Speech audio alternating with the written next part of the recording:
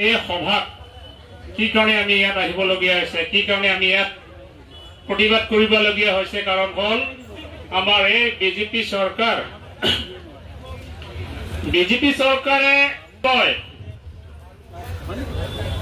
মোৰ আগত এজন ব্যক্তি কৈ গৈছে, চেকাৰী ৰংপিনাৰে কৈছে যে জাতিৰ মাটি ভিত্তি ৰক্ষাৰ কথা কৈ থাকে, কিন্তু কাৰ্বি আংলং তাত খিলঞ্জীয়া মাটি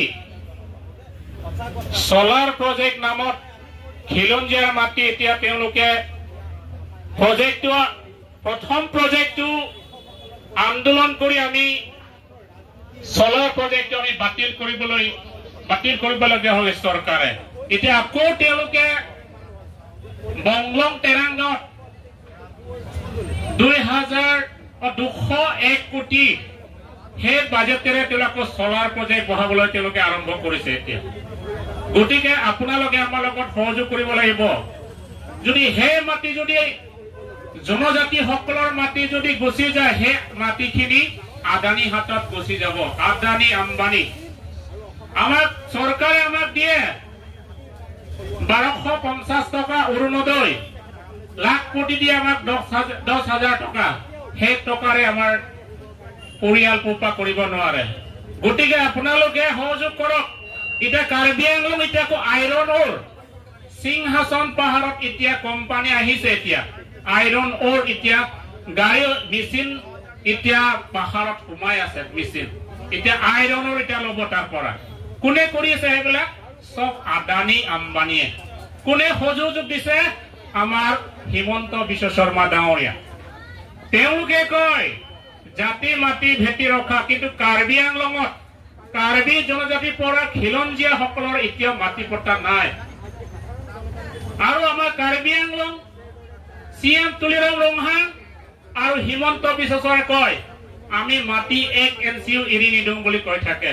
কিন্তু কেইদিনমান আগত আপোনালোকে দেখিছে, সংবাদ মাধ্যম আপোনালোকে দেখিছে, অলৱেল টিমুং না কি আছিলে, তেওঁ মাটিৰ কাৰণে তেওঁ প্ৰাণ দিবলগীয়া হৈছে। কিহৰ কাৰণে? নিজৰ মাটি ৰক্ষা কৰিবৰ কাৰণে।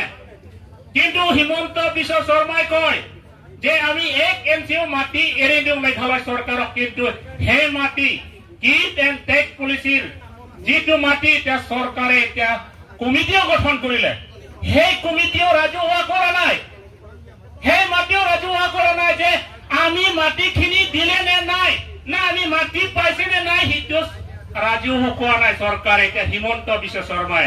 কিন্তু আজি এজন আমাৰ সংগ্ৰামী নেতা টিমুং ডাঙৰীয়া আজি প্ৰাণ দিবলগীয়া হৈছে সেই মাটি ৰক্ষা কৰিবৰ কাৰণে। সেইটো কাৰ নেতৃত্বত? সেই বিজেপি চৰকাৰ নেতৃত্বত, সেই RSSৰ নেতৃত্বত সেই ল'ৰাজনে এতিয়া প্ৰাণ দিবলৈ হৈছে।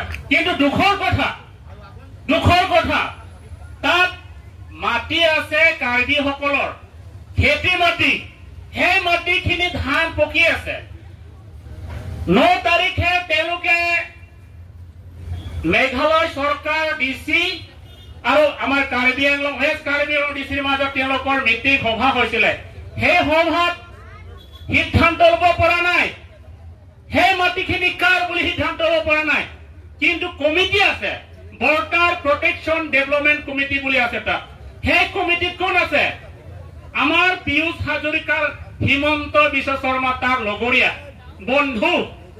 সেই কমিটিত হিমন্ত বিশ্ব শৰ্মা বন্ধু পীয়ুষ হাজৰিকা ডাঙৰীয়া আৰু কৃষি মন্ত্ৰী অতুল বৰা ডাঙৰীয়া আছিলে সেই কমিটিত। কিন্তু সেই কমিটিত কাৰ্বি আংলঙত MSC 4জন আছিলে, সেই কমিটিত আমাৰ কাৰ্বি আংলং MSC 4জন আছিলে।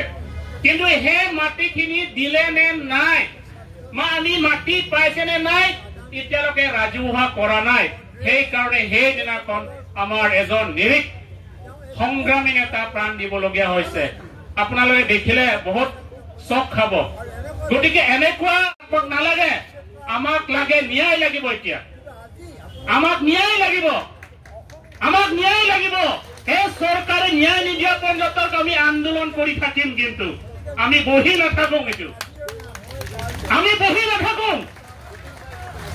আৰু এটা কথা কম, আপোনালোকে মনত আছে আমাৰ জুবিন দা এটা কথা মই কব লাগে। এতিয়া জুবিন দা যেতিয়া কৈ গৈছে বিজেপিক ভোট নিদিব কৈছে কিন্তু আপোনালোকে সঁচাকে অনুৰাগী জুবিন গাৰ্গক অনুৰাগী হয় বিজেপিক ভোট দিব নালাগে কিছুমানে কয় মই জুবিন গাৰ্গ অনুৰাগী কিন্তু যেতিয়া ভোট দিয়া মই আমি তেতিয়াহে আমি প্ৰত্যক্ষ কৰিব লাগিব হে মানুহজন সঁচাকে জুবিনৰ অনুৰাগী হয় নহয় আমি যিমান জনসাধাৰণ আমি প্ৰত্যেক কিবা চকুৰে চাব লাগিব জুবিন গাৰ্গক অনুৰাগী হয় নে নহয় গতিকে মই বেছি দীঘলীয়া নকৰো আগন্তুক যিমান আন্দোলনত আমি সকলোৱে এক হৈ এই বিজেপি চৰকাৰক ইয়াৰ পৰা আমি খেদি পঠিয়াব লাগে ইমান কৈ মোৰ বক্তব্য সামৰিলো নমস্কাৰ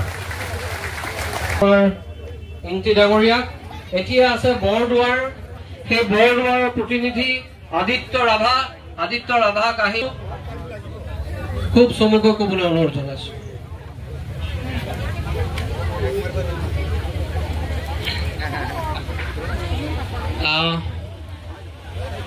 মই মানটো সৰু গতিকে মোৰ মাতটো নাই আগে অলপ শক্তি লৈ লওঁ আপোনালোকে মোৰ দৰে তেতাব আপোনালোকে চিঞৰা বুলি কয় আমি তেতাও বুলি কওঁ গতিকে আমাৰ মানুহখিনি অলপ তেতাব